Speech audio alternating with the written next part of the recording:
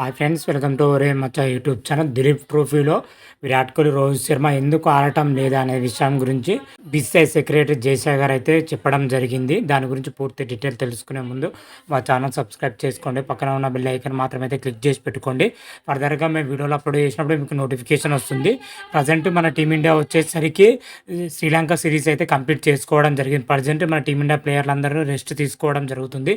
దాదాపు 40 రోజులు పైగానే రెస్ట్ ఇవ్వడం జరిగింది బీసీసీఐ వాళ్ళకైతే. అయితే ఈ మధ్యలో వచ్చేసరికి దిలీప్ ట్రోఫీలో ఆడాలని అయితే బీసీసీఐ అయితే ఇండియన్ క్రికెటర్లకు అయితే చెప్పడం జరిగింది. అందుకే ఇండియన్ ప్లేయర్లకు అయితే కళాఖండిగా అయితే చెప్పడం జరిగింది. ఆడకపోయిన వాళ్ళకైతే కఠినంగా శిక్షించడం కూడా మనం చూసాం. ముఖ్యంగా ఇషాన్ కిషన్, శ్రేయస్ అయ్యర్ పైన కఠినమైన నిర్ణయాలు అయితే తీసుకోవడం కూడా జరిగింది.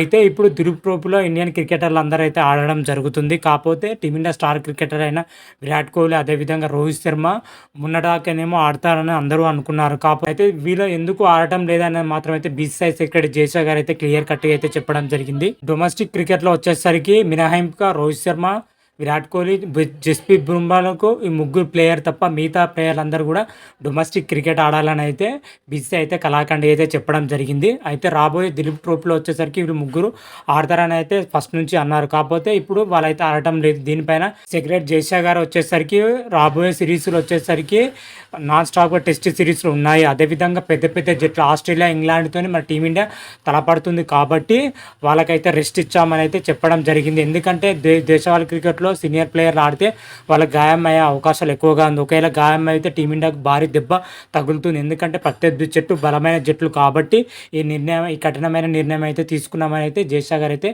చెప్పడం జరిగింది. అందుకే ఇప్పుడు విరాట్ కోహ్లీ కానీ, రోహిత్ శర్మ కానీ, అదేవిధంగా జస్ప్రీత్ బుమ్రా వాళ్ళైతే దిలీప్ ట్రోఫీలో ఆడకుండా వాళ్ళకి మాత్రం అయితే రెస్ట్ ఇచ్చామని అయితే బీసీసీఐ సెక్రటరీ జైషా గారు అయితే క్లియర్ కట్గా అయితే చెప్పడం జరిగింది. వాళ్ళు తప్ప మిగతా ఇండియన్ ప్లేయర్ మొత్తం దిలీప్ ట్రోఫీలో ఆడాలని అయితే క్లియర్ కట్గా చెప్పడం జరిగింది. ఇప్పటికే 4 టీంలకు సంబంధించి జట్టుని కూడా ప్రకటించడం జరిగింది. కాకపోతే కొంతమంది ప్లేయర్లకి ఇందులో కూడా అన్యాయం జరిగిందని చెప్పుకోవచ్చు. డొమెస్టిక్ క్రికెట్లో కూడా సంజు సామ్సన్కి అసలు చోటు కూడా లభించలేదు. అంత మంచి ప్లేయర్ కూడా చోటు అయితే లభించలేదు.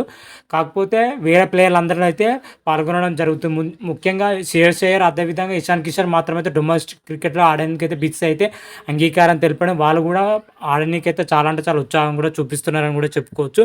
మరి జైషా గారు తీసుకున్న నిర్ణయం పైన మీ కామెంట్ కూడా తెలపండి. అంతవరకు మీకు ఈ వీడియో కానీ నచ్చినట్టయితే లైక్ చేయండి, షేర్ చేయండి. మరిన్ని వీడియో కోసం మా ఛానల్ సబ్స్క్రైబ్ చేసుకోండి, పక్కన ఉన్న బెల్ ఐకాన్ మాత్రమైతే క్లిక్ చేసి పెట్టుకోండి. ఫర్దర్గా మేము వీడియోలు అప్లోడ్ చేసినప్పుడు మీకు నోటిఫికేషన్ వస్తుంది. హర హర మహాదేవ్, శంభో శంకర. Thank you.